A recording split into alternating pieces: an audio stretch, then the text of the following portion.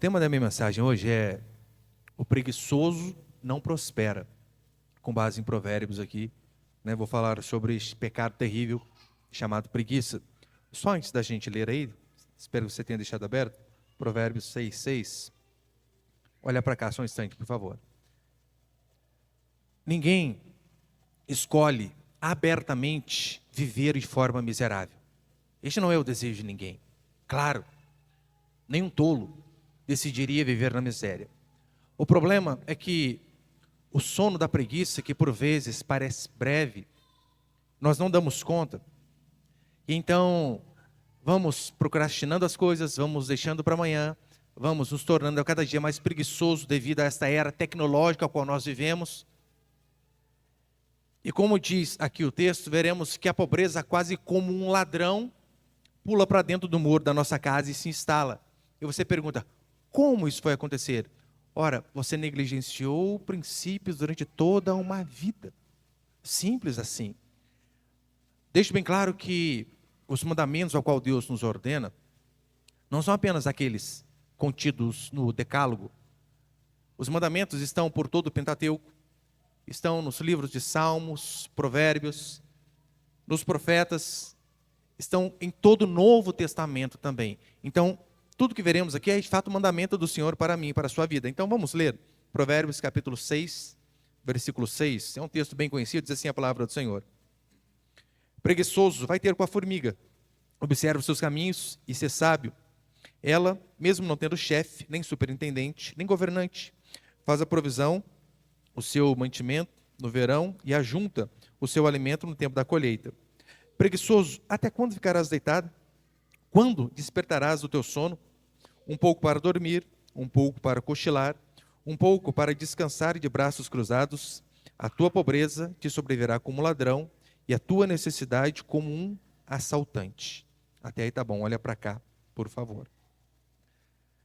No catolicismo romano, é óbvio, né? Eles não são base para nós em relação à doutrina, mas no catolicismo romano você já deve ter ouvido falar a respeito dos 7 pecados capitais. Foi ele, na verdade, né? Ele se tornou oficial no século III, com a Suma Teológica de São Tomás de Aquino, mas um papa antes que havia feito isso. E o termo ali, né, pecado capital, o sentido original da palavra é caput, no sentido de líder. Pecados líderes, pecados que levam todos os outros nas costas, por isso eles chamam de os 7 pecados capitais. E nesses pecados, que são os líderes dos demais, o terceiro é a preguiça. Preguiça. Basicamente o que nós lemos aqui. O próprio Tomás de Aquino dizia que a preguiça, ela levava a tristeza espiritual e levava os cristãos a serem negligentes para com seus deveres espirituais. Ou seja, a preguiça não é um problema apenas que traz pobreza, mas é um problema espiritual que te faz não buscar a Deus. Afeta todas as áreas das nossas vidas. Eu quero hoje aqui, né, à luz desse texto, passar alguns princípios de fato de como nós conseguimos vencer este pecado que está constantemente batendo em nossas portas. Por vezes cedemos a ele, e o fato de cedermos à preguiça, a consequência imediata vai ser de fato pobreza e desgraça, não apenas financeira, mas espiritual também, porque a preguiça ela faz isso, ela tem o poder de nos empobrecer financeiramente e espiritualmente. Eu quero passar então alguns princípios aqui com base em Provérbios 6. Primeiro, deixe a preguiça e seja sábio. Versículo 6 ao versículo 8, acompanhe comigo novamente, por favor. Preguiçoso vai ter com a formiga, observa os seus caminhos e ser sábio.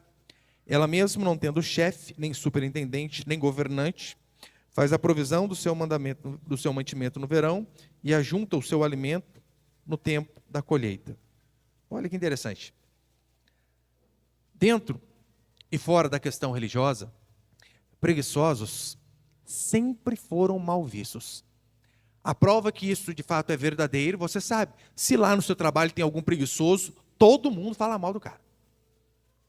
De alguém que está ganhando dinheiro nas costas dos outros.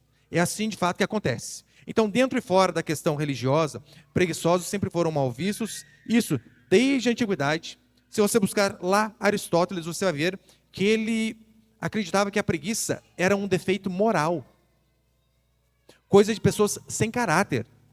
Ele dizia que era o preguiçoso. Na sociedade militarista espartana, os homens eram treinados desde a infância ao trabalho árduo, trabalho duro. Se você já assistiu aquele filme Os 300, ou Ascensão do Império, por aí vai, você sabe como que é. Desde pequeno, os homens eram treinados ao trabalho árduo. E a preguiça, ela era punida com uma vergonha pública ou até com a exclusão da cidade. Preguiçosos não podiam ficar em Esparta, não podiam ficar juntamente com aquele povo. Se seguirmos a nossa história, formos lá para o Brasil no período colonial, veremos que os senhores de engenho, eles preferiam comprar escravos de canela fina a escravos de canela grossa. Por qual motivo? Os escravos de canela fina, por isso que tinha até como se fosse um molde de se medir a canela, porque quando o escravo era muito caneludo, canela muito grossa, ou seja, significava que ele estava um pouco acima do peso. Estando um pouco acima do peso, ele não conseguiria fazer trabalhos que escravos que eram mais magros conseguiriam. Então, até a forma de se comprar escravo dependia do como ele era. Como aqueles de canela grossa eram vistos como preguiçosos, esses eram deixados para os piores serviços, mostrando, mais uma vez, que o trabalho árduo é sempre valorizado. Sempre. Eu coloquei, acho que a frase ali de Benjamin Franklin. Não é esse não, volta. Benjamin Franklin, ele vai dizer assim: a preguiça caminha tão devagar que a pobreza logo alcança. A preguiça caminha tão devagar que a pobreza logo alcança. E é óbvio, né? Esse ditado aqui, põe para frente ali. Esse adágio popular aqui todos conhecem. Deus ajuda quem cedo madruga. A preguiça, ela sempre foi condenada. Em todas as épocas. Biblicamente, ou desde a Grécia Antiga, passando pela Revolução Industrial. Sempre foi algo condenável. Ser preguiçoso sempre foi visto como algo ruim. Só que hoje em dia, nós vivemos numa sociedade que quer o tempo todo lucrar mais, trabalhando menos. Se fala de suar para trabalhar, as pessoas quase não querem. Não, besteira, para com isso, não querem. No versículo 6, nós vemos a seguinte ordem, né? Vai ter com a formiga. Esse vai aqui, de fato, é um imperativo, uma ordem. E não só apenas uma ordem enérgica, né? Vai ter com a formiga, preguiçoso. Olha o exemplo deste pequeno inseto. Pega o exemplo dela e deixa de preguiça. Observe os caminhos ao qual Salomão vai nos guiar. Ele, sendo o homem mais sábio, ele começa a nos dar diretrizes de quais caminhos devemos seguir se de fato queremos prosperar. Como eu tenho pregado nessas últimas semanas sobre finanças, sobre dinheiro, Salomão, que é extremamente didático, só não pega, como diria Paulo Marçal, né, os códigos que ele manda quem não quer, porque o texto está bem explícito. Então é isso que ele vai nos ensinar. E a própria sequência do texto aqui, ela é bem didática. A primeira coisa que ele diz é isso: não seja preguiçoso para nada. Não seja preguiçoso. Essa palavrinha hebraica aqui, ela aparece frequentemente em Provérbios para descrever pessoas apáticas, pessoas que fazem as coisas de forma lenta, negligente. E o tempo todo veremos que isso é condenável, é algo reprovável. A preguiça na Bíblia é um sinal de insensatez. E vou mais além. Rebeldia. O preguiçoso, ele é rebelde porque Deus nos deu uma ordem: trabalhar. Do suor do teu rosto comerás. Trabalho, e trabalho duro. João Calvino, quando ele comenta esse texto, ele diz assim: Deus criou o homem para o trabalho e não para a preguiça. O trabalho diligente reflete a imagem de Deus, pois Ele mesmo é ativo em sua providência. A preguiça, por outro lado, é um insulto ao Criador e uma porta para a miséria. Aí você reparou que a primeira coisa que ele faz, ele associa a preguiça como algo que ofende a Deus, para só depois falar da consequência material, que é algo que nos leva à miséria. Portanto, a preguiça, ela não é apenas um hábito ruim, ela é um pecado contra o Senhor e contra o seu próximo. Por que a preguiça é um pecado contra o seu próximo? Um marido que é preguiçoso, que não gosta de trabalhar, é o que eu sempre falo para as irmãs que não são casadas ainda, para as adolescentes. Se você quer casar, olhe na mão do rapaz. Se ele não gosta de enxada, se ele não tem calo, fuja. Fuja. Fuja de quem não gosta de trabalho. Agora, se o marido ele é alguém preguiçoso, ele vai defraudar a sua própria família. Ele vai estar levando sua esposa e, consequentemente, os seus filhos à miséria. Homem que não gosta de trabalhar é um absurdo. Acordar cedo, não ser preguiçoso, trabalhar duro, é o mínimo que nós devemos fazer. Pastor, eu faço isso. Parabéns. Não há mérito nenhum no cumprimento do dever. É o mínimo que se espera. De homens é que eles trabalhem de forma dura. Mas é claro, não apenas os homens. A esposa, quando ela falha para com o seu trabalho, para com aquilo que Deus designou a ela, quando a mulher ela é preguiçosa e ela não faz o básico, como diz a Escritura, que é cuidar de sua casa, cuidar de seus filhos, ela também está defraudando a sua família. Minha querida irmã, a sua casa e seus filhos falam muito sobre você, sabia? A frente da sua casa fala muito do quão você é limpa. Porque se a frente não é boa, imagina dentro. Se aquilo que as pessoas veem, você não consegue cuidar, imagina dentro. Seus filhos, quando você os traz à igreja, ou em qualquer lugar, no dia a dia, eles falam a respeito do seu trabalho dentro de casa. Não estou dizendo que as crianças têm que ficar o tempo todo com roupas novas, impecáveis, claro que não. Às vezes é até aquela roupinha meio que surrada mesmo, não há problema em ser uma roupa usada. Mas que não seja suja, que não tenha aquele amarelão debaixo da axila, que não tenha cheiro de leite por dias, porque isso fala de você, fala do quão você cuida dos seus filhos, do quanto você cuida da sua casa. Lembra que Paulo vai dizer que a mulher seria preservada na missão de mãe, e a palavrinha preservada no grego é sozo, que tem a mesma raiz de salva. Então nós poderíamos parafrasear o versículo da seguinte maneira: a mulher será preservada na missão de mãe, como a mulher será salva através da missão de mãe. Ou seja, a partir do momento que você tem filho, você tem uma missão. Ai, mas eu não fui treinado para isso. O problema é seu, vai ter que aprender. O que, em outras palavras, a Escritura está dizendo é que a mãe que não consegue cuidar bem dos seus filhos não merece nem ser salva. É o mínimo que se espera. E missão, né? Qual a missão da minha vida? Você tem filho? É cuidar deles. O que vai ser além disso eu não sei, mas se você tem filhos, essa é a sua missão. É isso que Deus vai cobrar de você. Tito capítulo 2, versículo 3 a 5. Olha os conselhos que nós vemos que Paulo dá às irmãs. Quanto às mulheres idosas, semelhantemente, que sejam sérias em seu proceder, não caluniadoras, não escravizadas a muito vinho, sejam mestras do bem, a fim de instruírem as jovens recém-casadas a amarem o marido e a seus filhos. Detalhe, né? Filhos no plural, né? Filhos. Verso 5. A serem sensatas, honestas, boas donas de casa, bondosas, sujeitas ao marido. Tudo isso com qual objetivo? Para que a palavra de Deus não seja difamada. As mais velhas ensinem as mais novas a serem boas donas de casa, dar uma areadinha na panela, limpar a casa de forma correta. Com qual objetivo? Para que a palavra de Deus não seja difamada. Ou seja, quando você não cumpre o seu mínimo dever de cuidar da sua casa, minha querida irmã, você está envergonhando a palavra de Deus. Eu sei que hoje em dia as pessoas quase não dão atenção para isso. Olha, temos coisas mais importantes. A Bíblia diz que isso é extremamente importante. A sua casa, os seus filhos, eles falam muito de você. Portanto, se você que é mulher não consegue cuidar da sua casa, quem dirá cuidar da sua vida espiritual?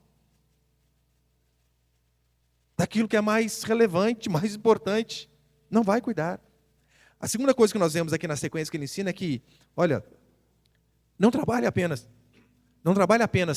quando as pessoas estiverem dentro. Não é isso que disse aqui no versículo 7? Falando sobre a formiga ainda. Ela mesmo não tendo chefe, nem superintendente, nem governante, faz a provisão do seu mantimento. A ênfase aqui é de fato a autodisciplina.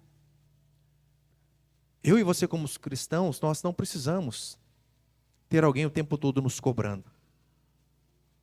Temos um Deus que vê todas as coisas.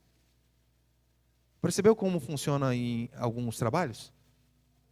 Ontem mesmo, eu estava em sorveteria, não vou falar o nome. Estava lá com minha esposa, com os meus filhos. E eu chego lá, todo mundo sentado no celular. Aparece alguém, eles pulam, né? Ai, meu Deus, vai. Quantos por vezes não fazem isso quando o patrão sai, já relaxa? O patrão aparece,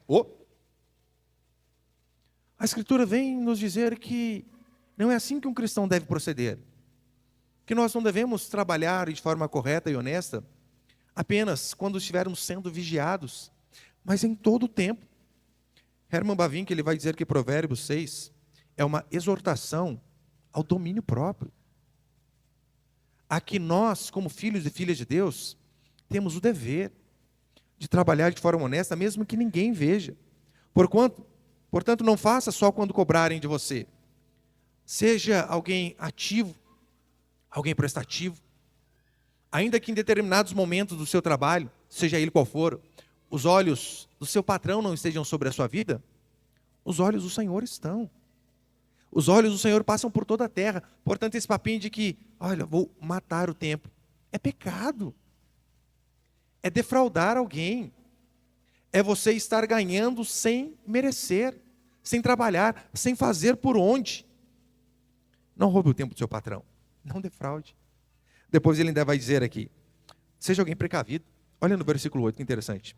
Ela faz provisão do seu mantimento no verão e ajunta o seu alimento no tempo da colheita. Mantimento aqui, de fato, refere-se à provisão futura. Aquilo que ainda vai acontecer. A formiga, Salomão, faz analogia e nos mostra que ela é um exemplo, um excelente exemplo de prudência. Olhe para a formiga e seja prudente como ela. De não gastar tudo que vem à sua mão, porque é isso que ela está fazendo. Você percebeu? Ela pega as coisas e guarda. Estoca. Aí Salomão vem e diz, e vocês recebem o salário no dia 1º, dia 5 acabou. Não tem mais nada. Como eu disse no último sermão, quantos aqui conseguem dizer assim, olha, do ano passado que eu trabalhei eu tenho tanto guardado. A maioria não tem nada. Não é precavido. Não tem uma reserva de emergência. Não tem uma poupança, absolutamente nada. A formiga, ela vem de fato nos ensinar a viva com menos do que aquilo que você pode. Porque ela recolhe e em vez dela devorar tudo que está diante dela, ela guarda uma parte e usufrui apenas de outra. E Salomão vem e diz, vocês, ó insensatos, preguiçosos, façam a mesma coisa. Guardem uma parte. Esse papinho, né, de carpe diem, lembra? Viva o momento. Ou Hakuna Matata, né? É loucura. Viver como se não houvesse amanhã é loucura. Uma parte do que você ganha deve, obrigatoriamente, ir para uma reserva. Pastor, mas minha conta ali é no limite. Trabalhe mais. Exclua alguns gastos. Muitas das coisas que você diz que é necessidade, não é. Streaming, internet. Sabia que dá para viver sem? Sabia que até aí, vamos colocar uns 10, 15 anos atrás aí, a gente vivia muito bem sem internet? O povo mais antigo sabe. Jogava bola na rua, hoje em dia nem isso tem mais. Acabou. Muitas das coisas que você chama de necessidade, não são. São desejos. Então, é possível, sim, dar uma reformulada ali nas contas, porque uma parte daquilo que você ganha, você deve guardar. Por qual motivo? Porque Salomão aconselha e porque imprevistos acontecem. Claro que acontece. Você sabia que pode acontecer de governos roubarem nosso dinheiro? Pode acontecer de pandemias surgirem, de bancos quebrarem. A crise de 2008 quebrou o Lehman Brothers, o maior banco que existia, um dos maiores bancos dos Estados Unidos. Aí então, se você não tem uma reserva, você está lascado nesses dias. Tem um livro fantástico. Você vai pagar R$ 20 nesse livro, é uma miséria de valor. Mas o conhecimento que tem nele é absurdo. O homem mais rico da Babilônia. Já deve ter ouvido falar. Fantástico, leia. Tem uma passagem muito interessante onde tem um homem chamado Arcade. Arcade, ele é o homem mais rico da Babilônia. Só que antes dele ser rico e próspero, ele era alguém comum. E então ele faz o quê? Quando ele ainda era pobre, ele vai atrás de um emprestador de dinheiro. Não para emprestar dinheiro, para pedir conselho. A maioria aqui já iria para emprestar, né? Não, ele não. Ele vai atrás de alguém que tinha, de um emprestador de dinheiro, do agiota da época, para pedir conselho. Qual conselho? Como ser próspero. Então o que ele faz? Ele oferece o seu trabalho, diz, olha, eu vou trabalhar para o senhor de forma árdua e como pagamento eu não quero dinheiro. Eu quero conselhos, ensinos. Então, ele trabalha de forma árdua, trabalha por vezes com dores, noites inteiras, simplesmente para receber conselhos de Algamish, que é esse emprestador de dinheiro. E o primeiro conselho que esse homem dá para ele, sabe qual é? O caminho da prosperidade está em conservar parte de tudo que você ganha. Pelo menos 1/10. Pelo menos 10%. Quer ser alguém financeiramente próspero? Guarde pelo menos 10% de tudo aquilo que você ganha. Uma vez eu conversava com um empresário, ele dizia, olha, para não se ver apertado, o ideal é 10%. Mas se você quer ter uma vida, de fato, mais tranquila, guarde 30%. Eu sei que hoje parece loucura falar para você que está com a corda no pescoço, guardar 10%, quiçá 30%. Mas é possível irmos reformulando as nossas contas. E ele diz assim, e esse princípio você vê em muitos livros de finanças. Antes de pagar alguém, pague a si mesmo. Qual que é o sentido disso, né? Antes de pagar alguém, pague a si mesmo. Porque todos nós aqui, quando nós recebemos nosso pagamento, aí você vai pagar. É aluguel, é financiamento, é compra, é cartão, é isso, é aquilo. Você está pagando alguém. Pagando alguém. Supermercado, você está pagando uma rede, o dono do supermercado, empresários. Eles dizem, pague a si primeiro. Primeira coisa, guarde o seu pagamento. Robert Kiyosaki, que escreveu O Pai Rico, Pai Pobre, ele diz que ele guarda primeiro dele, antes mesmo de pagar as contas. E ali ele não está influenciando as pessoas, de forma nenhuma, né, a não pagarem as suas contas. Claro que não. Mas ele diz, olha, eu prefiro primeiro guardar o meu, porque eu sei que se chegar o dia e vencer determinada conta, o fulano lá da telefonia vai me ligar. Está atrasado. O outro que eu comprei na Natura, está atrasado. E eles, por conta de me atormentarem, eu vou ter que me virar e trabalhar mais para pagar eles. Agora, se eu não me pagar primeiro, eu não vou me cobrar igual eles me cobram. Então, por isso que eu faço? Eu me pago primeiro. E este princípio que você vê, basicamente, em todos os livros sobre finanças, sobre pagar a si primeiro, sobre guardar uma parte, Salomão já tinha avisado há 1000 anos. Olha o exemplo da formiga que guarda um pouco. Não só isso, Provérbios 21:20 também vai dizer assim, tesouro desejável e azeite há na casa do sábio, mas o homem insensato os dissipa. Tesouro desejável e azeite tem lá na casa do sábio. Quem é o sábio? É aquele que poupa, é aquele que guarda sempre uma parte. Você deve se lembrar também, em Gênesis capítulo 41, onde José, ele tem aquela revelação de que viriam 7 anos de fartura, para depois virem 7 anos de miséria. O texto diz que José, sabendo das dificuldades futuras, ele obrigou as pessoas a guardarem 20% de tudo que entrasse, de tudo que colhessem.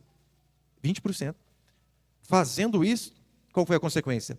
Na época de dificuldade, ele tinha para o seu país, para Faraó, para o seu senhor, e tinha até para vender. Mas se ele não fizesse essa reserva, não teria nada. Então, é sábio, é prudente, de tudo aquilo que vier às nossas mãos, pelo menos 10%, guardarmos para qualquer dificuldade. Segundo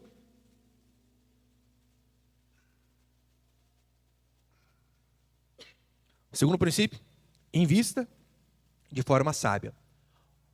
O primeiro passo é justamente este. é você fazer o quê? Guardar. Guardou? Você deve lembrar que você pode não, deve, não ser servo do dinheiro, mas fazer com que o dinheiro seja um funcionário seu. Que ele trabalhe por você. De que forma? Investindo, aplicando, negociando. Olha o paralelo que Jesus nos dá. Lembra a parábola dos talentos? Diz a Escritura que vem o Senhor e a um servo ele dá 5 talentos, ao outro dá 2 e ao outro dá 1. Eu sei que talentos ali é usado, né, de diversas formas possíveis. O talento que cada um tem. Não, ali talento é dinheiro. Moeda. Dinheiro, literalmente. E então, um homem vai dobrar aquilo que ele recebeu. O que tinha 5 consegue mais 5, o que tinha 2 consegue mais 2, e o que recebeu apenas 1 talento, ele esconde, ele guarda. Aí Jesus vem, o Senhor vem e os repreende. Ele não diz assim: olha, você que tinha 2, fez apenas 2, você tinha que ter feito 5, igual ao outro. Não. Ele diz: olha, você foi alguém sábio, e você que deu 1, e você não fez nada, você foi um servo negligente. Eu não pedi para você fazer o seu 1 talento virar em 5. No mínimo mais 1. Era isso que você tinha que fazer. É isso que ele cobrou. Mas eu sei que investir também não é algo para preguiçoso. Se você não busca sabedoria, você pode perder, claro que pode. Por isso que é necessário buscar sabedoria até para essas coisas. Porque assim como aqui na parábola, aqueles 2 primeiros homens dobraram o dinheiro que eles tinham, dobrar aquilo que se tem é muito difícil. Não é uma coisa simples. Por vezes se perde, por vezes se ganha. Agora, onde eu e você devemos buscar sabedoria para que nós possamos de fato investir de forma sábia? Ora, na Escritura. Provérbios 15 vai dizer assim: onde não há conselho, fracassam os projetos. Em outro provérbio, Salomão vai dizer que na multidão de conselheiros há sabedoria. Quais conselheiros? Aqueles conselheiros que entendem a respeito daquilo que você deseja. Porque não adianta você pegar a opinião de um monte de gente, pessoas que não sabem de nada sobre aquilo que você quer, e você vai acabar, na verdade, se dando mal. Não se constrói uma casa ou se arruma um carro pedindo opinião do açougueiro. O açougueiro entende carne. Se você quer aprender sobre casa, pergunte a um pedreiro. Sobre carro, pergunte a um mecânico. Nesse mesmo livro, O Homem Mais Rico da Babilônia, Arcade, ele guarda dinheiro por 1 ano. Ele vai, pega o conselho, trabalha, ele recebe como pagamento o conselho, guarde 10%. Então, ele, durante 1 ano, ele consegue fazer isso. Poupa 10% de tudo aquilo que ele tinha. E então, ele pega esse dinheiro que ele economizou durante 1 ano, e ele entrega a um homem chamado Asmur, que era um oleiro. Fazia peças de barro e por aí vai. Com qual objetivo? Asmur estaria viajando para os mares de Tiro, e ele disse assim: vai, leve esse dinheiro, compre pedras preciosas, traga para nós, e a gente revende e racha o lucro. Ora, uma ótima iniciativa. Louvável. Só que ele se deu mal. Por que ele se deu mal? Não há problema em se investir, em se comprar algo para se vender. Na verdade, é uma ótima saída. Só que ele, quando ele vai ao algamish feliz da vida, né, para dizer: olha, eu economizei 1 mês, e depois de 1 mês, eu dei dinheiro para fulano vai comprar, eu vou trazer aqui, vou revender essas pedras. Tem um diálogozinho dos dois ali, eu coloquei até na íntegra aqui, põe ali, por favor. Ele vem feliz da vida e diz, né, para o algamish: olha, poupei 1 ano, e agora estou investindo. Dei ao meu amigo oleiro, para que ele possa, de fato, ir, viajar, comprar pedras preciosas, trazer para a gente revender. O algamish diz assim a ele: procuraria um pedreiro para colher informações sobre as estrelas? Mas você procurou um oleiro para comprar joias. Suas economias se foram, você arrancou a árvore pela raiz. Tente novamente. E de fato foi isso que aconteceu. Asmur e Arcade foram enganados.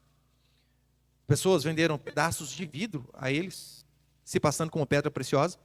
Eles, como não eram hábeis naquele assunto, perderam todo o dinheiro de 1 ano. 1 ano. Depois o algamish ainda vai dizer assim, acho que eu coloquei próximo ali. Aquele que aceita conselhos sobre suas economias de pessoas inexperientes em tais matérias, pagará com essas mesmas economias para provar a falsidade da opinião dos outros. Olha que forte isso. Aquele que aceita conselhos de pessoas inexperientes em tais matérias. Resumidamente, procure opinião de especialista. Se eu vou construir uma casa, eu não vou perguntar por Thomas, que é mecânico. Thomas entende de motor. Não vou perguntar por Sérgio, que é advogado. Eu vou perguntar por Edivaldo. É assim que funciona. É básico, mas por vezes não fazemos isso. Queremos investir, queremos fazer um monte de coisa e perguntamos aí, não para a multidão de conselheiros, mas para a multidão de fofoqueiros. Saímos perguntando para todo mundo e acabamos nos dando mal. É interessante que depois, no finalzinho do diálogo, alguém vai dizer para ele assim: você ainda busca o conselho dos oleiros? E ele vai responder algo nesse sentido, né? Bem, no que diz a fabricar tijolos, eles são bons. E de fato assim funciona. Pegue conselho de fato com quem entende. E terceiro e último para encerrar, põe, por favor. Uma vez meu irmão falar para mim, queria trocar de carro. Pastor, o que o senhor acha desse carro aqui? Eu falei, eu só sei que é bonito. Só. Vai perguntar para o Thomas agora. De motor, essas coisas, não entendo não. Abriu para mim, eu só sei onde que é a bateria, se abrir o capô. O resto, esquece. Então, buscar conselho, de fato, ninguém pode nos ajudar. Terceiro, o preguiçoso empobrece. Versículo 9 até o 11. Acompanhe comigo. Preguiçoso, até quando ficarás deitado? Quando despertarás o teu sono? Um pouco para dormir, um pouco para cochilar, um pouco para descansar de braços cruzados. A tua pobreza te sobrevirá como um ladrão e a tua necessidade como um assaltante. Veja que o problema não é dormir. O problema é dormir excessivamente. O problema não é descansar. O problema é descansar demais. Pessoas que querem o tempo todo descansar. Parafraseando esse versículo 9 aqui, né? Até quando ficarás deitado, sentado, babando, vendo esse rio do Instagram aí? Pelo amor de Deus. Levanta e trabalha, faz uma coisa produtiva. Não fica aí. Esses dias eu vi uma pesquisa. Meu Deus, falei, o pessoal é genial. Eu não sei que ano que inventaram esse Reels infinito, porque hoje em dia você começa a passar o Reels do Instagram ali, ou até mesmo os stories, né? Você percebeu que não tem fim? Não acaba. E aquilo lá foi feito propositalmente. Pequenas doses de... esqueci que eles colocam lá, né? É como se fosse o hormônio da felicidade, de conquista, alguma coisa ali. Eles colocam aquilo ali, né, de pedacinho em pedacinho, para que toda vez que você vê, você... ai, que legal, ai, que legal, ai, que legal. Aí nunca tem fim. A gente que era mais novo aqui. Eu gostava muito de jogar videogame antes. Eu lembro que eu tinha um PlayStation lá. Nossa, jogava futebol demais. Só que às vezes eu jogava, chegava uma hora, ai, não dá mais, não aguento. E parava. Por quê? A mesma coisa, você cansa. Então, esses homens são tão geniais que eles conseguem colocar prazeres constantes, como Instagram, Facebook. É assim que funciona ou não é? Manda cortar lá, Facebook, Instagram, 2 dias. Dá quase tremedeira na maioria que, ai, meu Deus, e agora? Eu não sei o que o fulano está fazendo, o que eu vou fazer na vida. É basicamente isso aqui que ele está fazendo. Até quando? Até quando você vai ficar vendo coisas fúteis? Até quando você vai fazer algo que não é proveitoso? Não estou dizendo, pelo amor de Deus, né? Joga o celular fora. Claro que não. Mas use-o de forma sábia. E aqui o tom ele é interrogativo, né? No sentido de que acorda para a vida. Até quando? Até quando vai ficar deitado? A vida não é fácil, gente. Se for ficar o dia inteiro no celular, aí que vai ser mais difícil ainda. Traduzindo para hoje, é basicamente isso que Salomão está dizendo. No versículo 10, um pouco para dormir, um pouco para cruzar os braços. A ênfase aqui vai ser não só no preguiçoso, mas no preguiçoso e nas consequências daquele que é preguiçoso. Porque, irmãos, dormir é uma maravilha. É uma maravilha. Mas você não precisa dormir muito aqui, você vai dormir depois que você morrer. Trabalho, aqui. Ontem era meia-noite, meu filho chegou num casamento, que ele tocou acho que umas 9h30 da noite. E ele já tinha um outro compromisso para tocar hoje de manhã. E era 00:30, ele estava lá, ensaiando. E eu falei para ele, vai dormir. E eu falando dormir, e eu trabalhando também. Aí ele foi dormir e eu fiquei até 2h30 ainda. Óbvio, né? Não é todo dia que eu fico desse horário. 5h30 acordei de novo. É trabalhar. Trabalhar. Deus nos chama a trabalhar. Porque aquele que não trabalha vai sofrer consequências terríveis. Agora, acorda 9 horas da manhã. Na folga? Não, dia normal. Daí você acorda 9 horas da manhã, almoça meio-dia e quer dormir 2 horas depois do almoço, como que você vai prosperar, criatura? Não tem possibilidade. Durma menos, trabalhe mais. O amante do sono, ele sempre vai empobrecer. Eu acho que eu coloquei ali, Tomás de Aquino, ele vai dizer assim: o sono excessivo é refúgio do covarde. É refúgio do covarde, que foge do labor e da virtude. Aquele que dorme demais. Acho que eu coloquei provérbio também, né? A cama é o altar do preguiçoso. O seu sacrifício é a própria vida. Eu sei que não é fácil acordar de manhã. Você acha que eu acordo todo dia com disposição para orar? Esse dia, não sei quem perguntou para mim: pastor, mas o senhor tem vontade de orar todo dia? Eu falei: não. Às vezes eu oro quase que na força do ódio mesmo. Eu queria dormir de novo. Por isso que de manhã, por vezes, lá em casa, eu oro andando. Eu fico na sala assim, ó, vai e volta, vai e volta. É algum ritual, pastor? Não, é porque se eu ajoelhar, eu durmo. Só por isso. Já teve vezes, de fato, eu ajoelhar para orar, daí passa um pouquinho a orar: Deus, abençoe os meus pecados, Deus fica com Deus. Você não sabe nem o que você está falando, né? Daqui a pouco eu vou ver, está aquele negócio molhado no sofá, você vê até babei, tanto que eu dormi. E quem nunca, né, gente? Quem nunca? Às vezes, meus filhos, às vezes eu vejo eles orando lá, e eu vejo, eu oro, levanto, leio a Bíblia, tomando café, e eu estou vendo, está um menino orando ainda, né? E, gente, que unção, né? Pensa num menino espiritual, né? E eu vou, chamo ele, já era, estava pagado. Dormiu. Eu faço andando justamente para isso, né? Só para não dormir. Não podemos ter preguiça. É levantar e fazer aquilo que tem que ser feito. E quem que é o preguiçoso? O preguiçoso que nós vemos durante toda a Escritura é aquele que procrastina. Sabe aquele que sempre deixa as coisas para amanhã? Amanhã eu faço. Eu sei que a gente tem aquela brincadeirinha boba, a gente que é homem lá, né? Daí eu falava para minha esposa: ó, você pediu não sei o que para mim, não precisa ficar me lembrando a cada 6 meses, não, eu vou fazer. Só que isso é um absurdo. Ficar enrolando, ficar procrastinando as coisas. E se você fica sempre jogando para amanhã, você vai empobrecer. Amanhã eu faço. Amanhã eu estudo. Amanhã eu resolvo isso aqui. A pobreza sobrevirá como um ladrão na sua vida. Se você ficar jogando sempre para amanhã. Faça algo, meu querido irmão e irmã. Eu desafio você. Faça algo. Abra uma empresa. Pastor, mas é difícil. Mas comece. Venda alguma coisa. Sei lá, abra um canal no YouTube, faça um perfil no Instagram, mas faça alguma coisa que possa gerar renda, que possa trazer prosperidade para você. Tenha iniciativa. Pastor, mas eu não sei por onde começar. Eu também não sei, mas começa. Você precisa começar. Agora, qual que é o problema de muitos? Eles dizem assim: olha, quando tiver tudo certinho, arrumadinho, daí eu abro a lojinha minha de tal coisa. Daí eu faço isso. E por vezes, esse dia nunca chega. Nunca chega. T. Harv Eker, que escreveu aquele best-seller Os Segredos da Mente Milionária, ele escreveu uma frase lá que eu olhei e falei: nossa, que burro, o cara não sabe as coisas. Aí depois eu entendi o contexto e falei: nossa, eu que sou burro. Você lembra aquela frase que diz assim? Preparar, como que é mesmo?